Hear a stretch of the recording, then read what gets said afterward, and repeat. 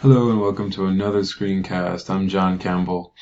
So today we're going to be going over a few questions from What Do You Understand? The first question is, who develops stages of cognitive development? What do you know about his stages? What is something a child can't do at ages 2 to 7 and they can do at ages 7 to 12? So who developed the stages? It would be Piaget. His four stages were the sensory motor, pre-operational, then concrete operational, and then it was post-operational, I believe. What is something a child can do at ages 2 to 7? From 2 to 7, I believe they are not able to understand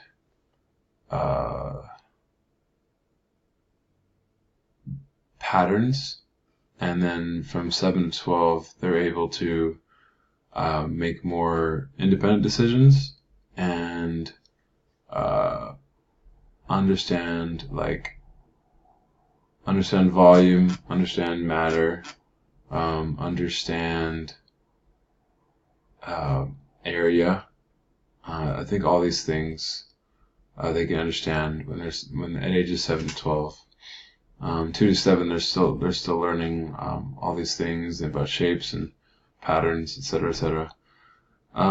Next question. Part of his theory had to do with disequilibrium, assimilation, and accommodation. What do you know about those words?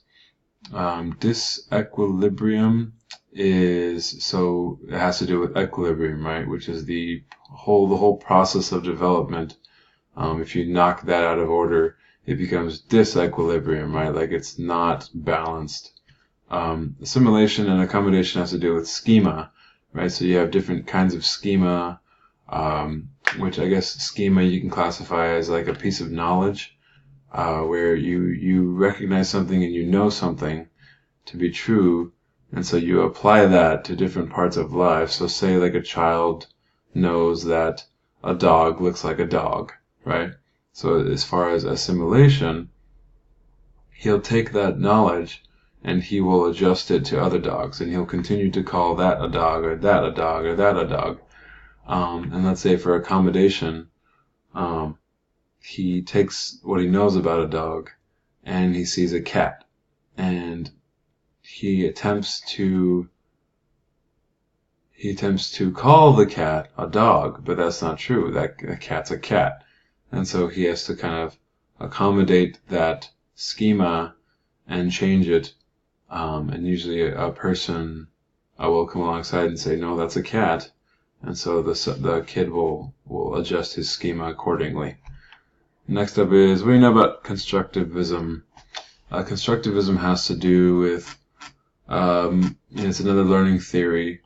It has to do mostly with experience, right? So this includes the transfer of learning. It includes things like internships and work experience, and it mostly stems from being in the moment, right? So it stems from gaining knowledge, from actually participating in activities. It's mainly independent. It's like independent learning. That's basically all I know about constructivism. Next question. We know what positive reinforcement and punishment are, but what is really negative reinforcement? So reinforcement is when you're encouraging a behavior, right? So you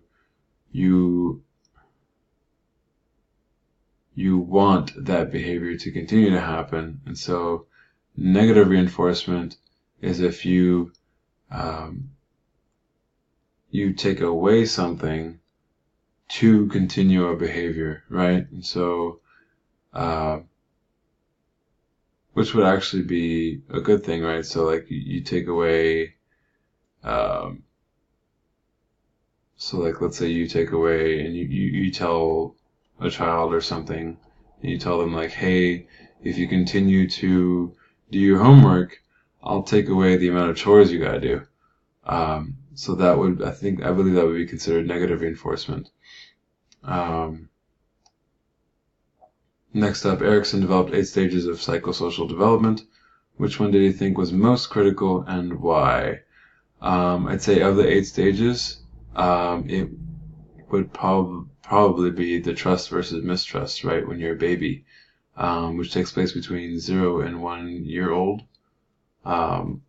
During that time, the baby learns to trust in a caretaker and know that a caretaker will be there. Success in that stage, I think, ends up being in hoping in that people will be around for you. Scrolling down here. What do you know about the zone of proximal development? Why might it be important for teachers to know? So the zone of proximal development, I believe, was developed by Vygotsky. So that's the point of development where the student knows a certain amount of knowledge, and they're capable of learning even more, but they need help getting to there. It's important for teachers to know that, obviously, because the teacher needs to know, first of all, what the student knows, so that the teacher can help them get to a certain point, and then maybe the teacher can even learn ways on how to get the student to that point. So it's like the whole egg analogy, right? Because what the student knows is the yolk, and what they can get to is the actual outside of the egg. And of course, helping them to get there is another problem. Next up, what theory are the words empathy and sense of self a part of? Why would this area of thought have an impact on the way students learn? I believe empathy and sense of self are a part of I believe it's social emotional theory. Why would this area of thought have an impact on the ways?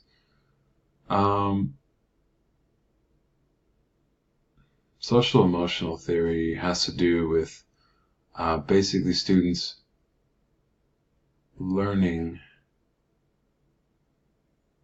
that relationships are very important, and that affects how they learn.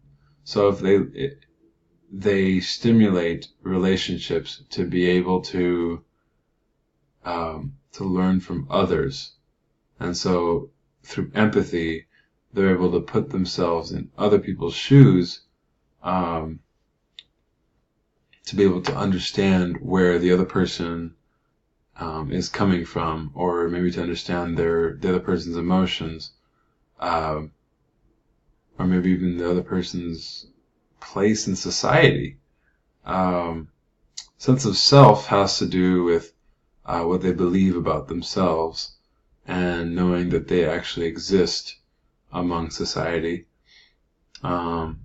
This impacts the way students learn, because it helps them be able to be relational with people around them. It helps them excel in society, in a social environment. If they can't do that, they tend to isolate themselves, and which can stagnate learning. Next up, why would constructivists want to do away with the way grading is currently done in schools, as well as standardized testing? I'd say constructivists want to do away with grading because it tends to stifle those excelling and stress out those who learn in different ways. And so standardized testing would be bad for constructivists, it would be bad because not all students learn the same way, and not all of them are at the same levels on the same grade level. So a lot of them learn in different ways.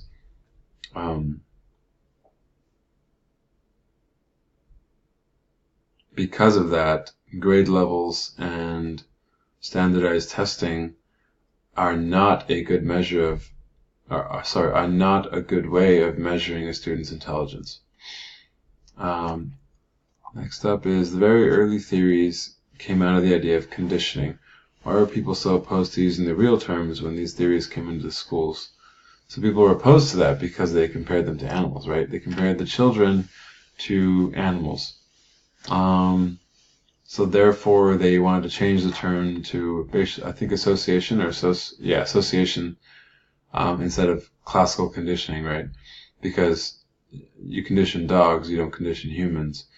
And so that's why people were so opposed to using real terms, because they were classifying kids with animals, or kids as animals, which we all know is not the case. Anyway, looks like that's all the questions. Thanks for listening.